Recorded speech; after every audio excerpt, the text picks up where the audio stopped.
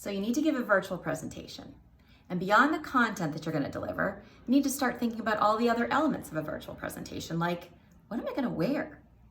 I mean, this might be fine for my remote workday or doing errands or something like that, but maybe this isn't how I'm going to want to present myself to my clients. I need to start thinking about modeling the behavior I had before when I was in the office. So first off, let's think about how am I going to present myself before I present? Think about that. In the next 10 minutes or so, I'm going to go over the very basic tips you need to consider when doing a remote presentation.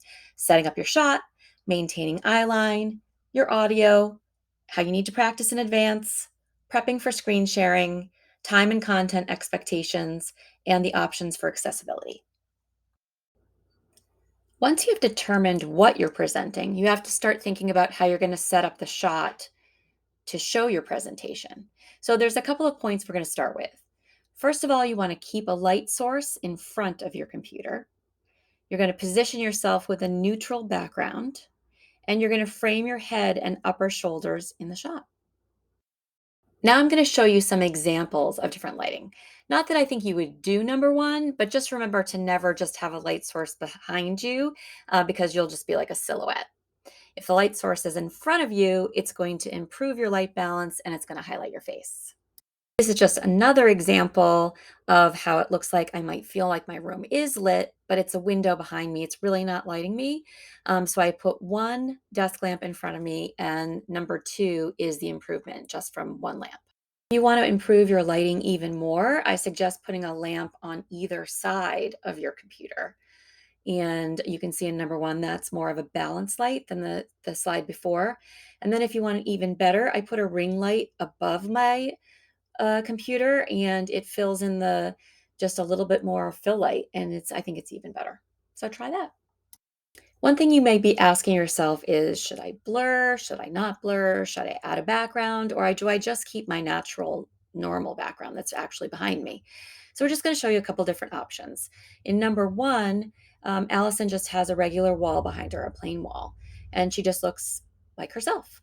If she blurs the background, number two, you'll see it sort of like crops in and makes her hair sort of disappear, and it makes her face look kind of cropped. It's just a little bit less of a real look. And the same thing happens if you put a background. Like you're just going to get a little bit of shaving off of your natural self. So that's something to keep in mind. I changed out of my t-shirt and into something that I would want to wear with a client a little bit better. And now I'm going to talk to you about maintaining eye contact. So right now I'm looking directly at the camera lens and not at my screen. So see, the difference is I look like I'm looking at you or I look like I'm looking down. So it's important when you're recording or giving a presentation to look like you're actually looking at the person, even though they're not there with you. You don't want to kind of be looking from side to side because it kind of feels disconnected in the way we are as humans. So if you can do the most you can to look at the lens, that's great. I keep little sticky notes up right beside my lens. So right now I know I want to tell you to look at your lens. I want to say if you have other people that you're speaking to, like maybe it's not a recorded presentation, maybe there's a whole bunch of people on the call with you. I tend to move the people, you can get like a little gallery of the people that you're talking to. I move the person that I'm talking to like underneath my lens so that I'm looking at them, but I'm also look like I'm looking at the lens, if you know what I mean. So you can keep your people kind of up near the top of your screen to do it that way too.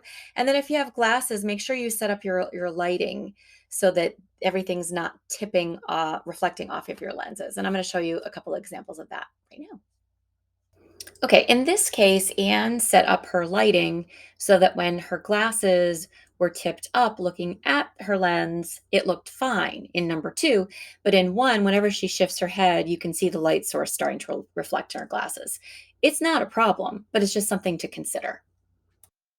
I just wanted to show you what it would look like if Anne hadn't been mindful of how her light were set up with her glasses. Because if you were trying to talk to her the whole time and she had this constant reflection in her glasses, you might find that distracting. So just keep that in mind.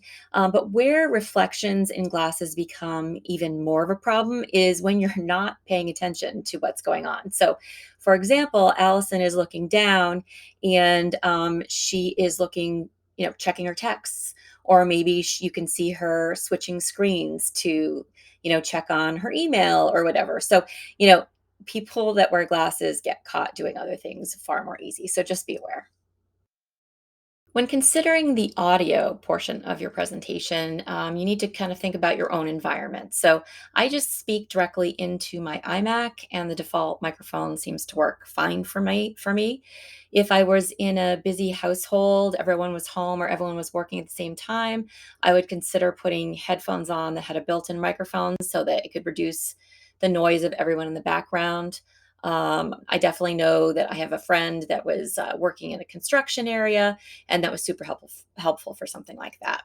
Also, if you're taking notes during your presentation, I suggest using a just a regular pen and paper, unless 'cause sometimes I feel like the sound of the keyboard is distracting, or might make you feel like you're answering emails as opposed to taking notes on what's going on. Like with anything, the more you practice, the better it will go. So, if you're going to give a presentation online, it would be really good for you to actually start maybe a recording on Zoom and give the presentation and then watch it back and say, like, what could I improve? Or, oh, I didn't realize I looked like that when I did that. Or maybe this background doesn't work. Or, just go through what it would actually be like. So, practice, makes it better. The other thing is, sometimes I find it's really distracting if I can see myself while I'm recording. So I didn't realize until recently that you can hide your own video to avoid being distracted. There's a little icon in the corner of the video, and there is an option to select hide yourself. So while you're practicing, that might be a really good option to do. As you're preparing to share your screen, it's a really good idea to turn off all your notifications so that you don't have any FaceTimes or texts pop up while you're in the middle of your presentation, because not only is that distracting, that's oversharing things you don't want to share. So make sure you do that. If you're showing video, make sure that you have it so that there's different settings so you can share your audio with others and not just have to blast it through your computer. It will just actually share your audio. So make sure you're sharing your audio, and make sure that maybe you're displaying your slides as large as you can so that people that are watching it on different size monitors themselves can read as much as they can. When you are screen sharing, it is very important to decide exactly what portion of your screen you want to share. Because if you share your entire screen, you're going to share anything that you have open, tabs, bookmark bars, app shortcuts. Like it's a lot of visual clutter. So it's much better to just choose to share the portion of your screen. So there's a little choice you can make. It depends on what you're recording in, but you should be able to just basically put a rectangle or whatever around your presentation and show only that portion. It'll be nice and clean, and you'll be showing only what you really want to show. Another important thing when presenting either virtually or in person is to always set up the time and expectations. So, as I gave at the beginning of this presentation, saying, how long the presentation is going to go and the sort of things you're going to cover is super helpful for people as they're kind of digesting, like, how long am I going to be sitting here for? Or am I going to make it to my next meeting? Or, everyone has a million things going on. So, setting up proper expectations is super helpful. Also, if you could give verbal signposts throughout the presentation, that's helpful. Like, now we're halfway through, and now I'm just going to go into this topic. That sort of thing is helpful. And also, if you're presenting with more than one person, you may want to give them a heads up. I don't know if you've had time to prepare ahead of time for who's going to cover exactly what, but I might say, like, I'm about to cover this for the next 3 minutes, and then I'm going to hand it off to Paul, and he's going to talk about whatever. And that gives him the, "Oop, I'm coming up." It kind of gives him a little heads up. So, time, expectations, and giving people heads up are super important things to work out ahead of time. Something that is new to me, and it may have been around for a while, but it's new to me, is the video transcription accessibility. I know Zoom has it. Basically, it's a setting that you can do, and it will just transcribe what you're saying as you go. So if someone either can't hear, or maybe they're just not in a space where they can have their sound on, they can follow along. There may be some misspelled words and some, how when you're texting and it like changes it to something totally different. That happens every once in a while. But overall, I think it's a good thing to consider when you're doing a presentation. And I'm going to show you how to put it on for Zoom right now. Enabling live audio transcription on Zoom is as easy as just altering a couple of your settings. So if you log into your Zoom account from your web browser, you select the settings from the left-hand menu, and then you go to your meeting tab.